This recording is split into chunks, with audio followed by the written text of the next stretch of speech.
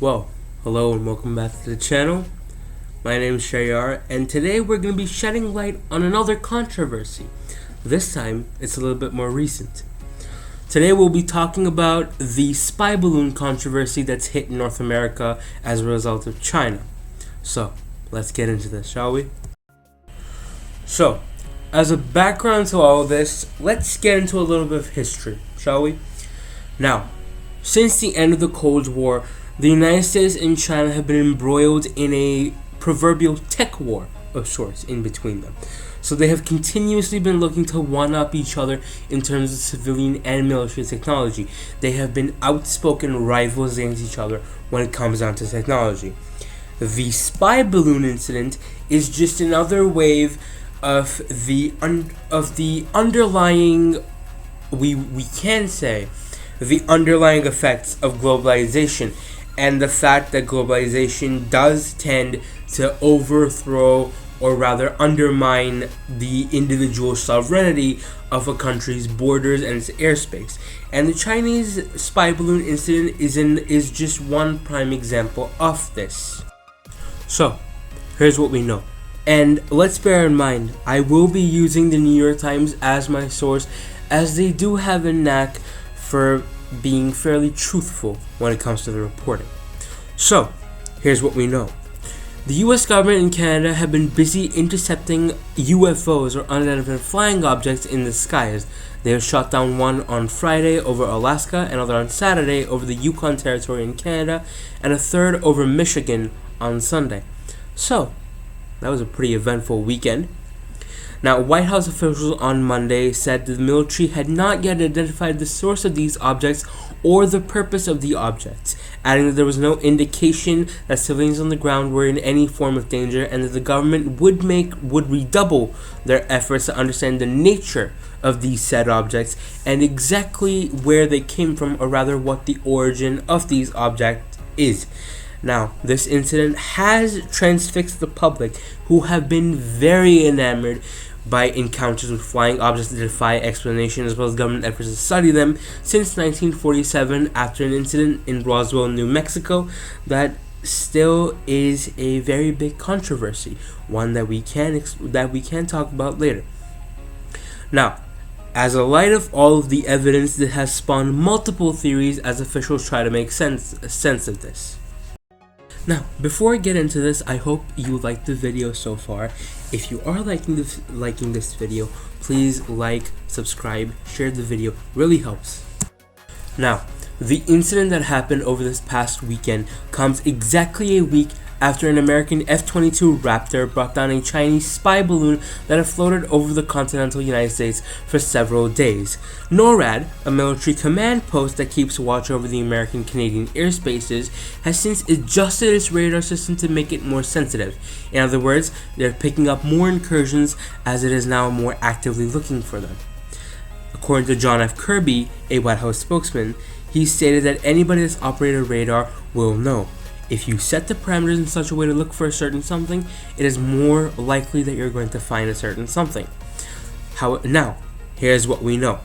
On Friday, the U.S. military shot down an unidentified flying object over the Arctic Ocean near Alaska. Troops with the U.S. Northern Command were working near Dead Horse, Alaska with Alaskan National Guard units, the FBI, and local law enforcement to recover the object and further determine the nature of said object. Defense Department officials have said Mr. Kirby said the United States was conducting aerial surveillance over the site where the object landed. Then on Saturday, another American F-22 Raptor with NORAD authority downed another object over the Yukon Territory in Canada. NORAD had sent American fighter jets, which were soon to be joined by Canadian fighters, to track the object. Mr. Kirby said the Canadian government was monitoring the site where the object crashed. Now, the F-22 Raptor used a Sidewinder air-to-air missile on the object over Canadian territory, the same type that was used to down the previous two flying objects, in order to prevent any sort of biological warfare material from falling to the ground and causing harm to civilians on ground. The U.S. took down the fourth device on Sunday over Lake Huron using an F-16 fighter jet using the same air-to-air missile. So, Why were these unidentified objects shot down faster than the balloon was last week? Now, the White House officials have said that the 3 objects shot down since Friday pose a very real and very confirmed threat to civilian air traffic. The spy balloon that traversed the country before being taken down earlier in this month was flying at 60,000 feet and didn't really pose a danger to commercial aircraft flying nearby. However, Mr. Kirby said that the objects over this past weekend were much lower than the Chinese balloon, with altitudes ranging from 20,000 to 40,000 feet. Now, to make more sense of this information, transcontinental air traffic flies at about 30,000 feet, so dead in the median of this range. Pentagon officials have doubled down on this, saying that falling debris from the spy balloon could have hit people on the other ground, but the other objects were downed over water or sparsely populated areas, minimizing risk from falling debris. However, Mr. Kirby deflected a series of questions about whether the Biden administration had a new policy on when to shoot down unidentified aerial objects. American officials are very much unsure on the nature of these objects or exactly what these objects are, much less who sent them, what was intended behind them. Beijing, however, has acknowledged that the balloon was China's, but it was sent out for weather research. American officials said that China had at least a limited ability to steer that balloon, and that it maneuvered on the 3rd of February before it was shot down the very next day. The 3 unidentified objects were not sending out communication signals. White House officials said that the objects were also unmanned, had little to no propulsion, and were not being maneuvered and were most likely being moved by prevailing winds. Mr. Kirby said that the object shot down near Alaska was much smaller than the spy balloon that was taken down by the F-22 Raptors over the prior 2 days of the weekend, and that the way it was described was roughly the size of a small car, as opposed to payload that was like 2 or 3 houses. The US and Canadian officials have described the object of the Yukon as cylindrical and said it too was smaller than spy balloons shot down over the Atlantic the previous weekend. The object that was down on Sunday over Michigan, however, had an octagonal structure with strings hanging off, but with no discernible payload, US officials said. The top military commander overseeing the North American airspace had described the Chinese balloon as about 200 feet tall and weighing thousands of pounds. So, is the spy balloon a big deal or not? To put it shortly, yes, it very much is. To be clear, it's not comparable to the earthquake in Turkey that happened earlier this week that killed over 35,000 people, nor is it comparable to the war in Ukraine that is set to enter a second year. However, it is a big deal as it will now complicate the relationship between the 2 most powerful countries on the earth. Policymakers and lawmakers in Washington have been arguing for years that the American public has not taken the Chinese challenge seriously enough, prioritizing the country's cheap mobile phones and entertaining videos on its TikTok platform over concerns about an authoritarian state that bolsters its power through intrusive surveillance of its people. To that end, the US government has gone as far as banning TikTok off of government-ordained cell phones. So phones owned by government officials, from even military personnel, are not allowed to download or access TikTok, even using a VPN or an ad blocker. Whatever technology possible to access that platform, it will not be allowed on official cell phones that are not belonging to people in the general public.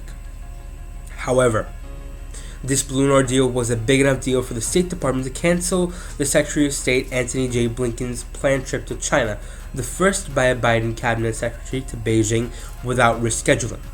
When he canceled the trip, Mr. Blinken stated that the entry of the balloon was a clear violation of U.S. sovereignty and international law. Now, these were the facts that were publicly available to us. But now we have to get into something that's a little bit more serious, a little bit more, how can I put this lightly? This is going to be a little bit more shocking to everyone in the world or whoever sees this video. Now, here's the question that really has the public very enamored with this incident.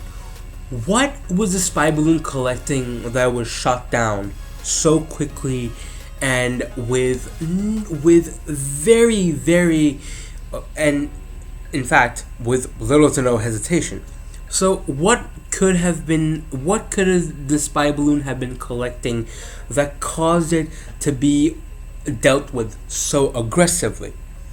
This is a very big question, as officials still do not know what information the balloon was meant to be stealing as it made its way across transcontinental United States. The balloon did have a signals intelligence array, fancy spy speak for an antenna that can locate communications devices and listen into them, similar to a wiretap or a stingray. However, officials do not yet know if that array was meant to gather calls made on military radios or from ordinary mobile phones or something else altogether. All that we know at this point is that a spy balloon exists, and it has further exacerbated, or rather increased, tensions between the two most powerful countries in the world as we know them.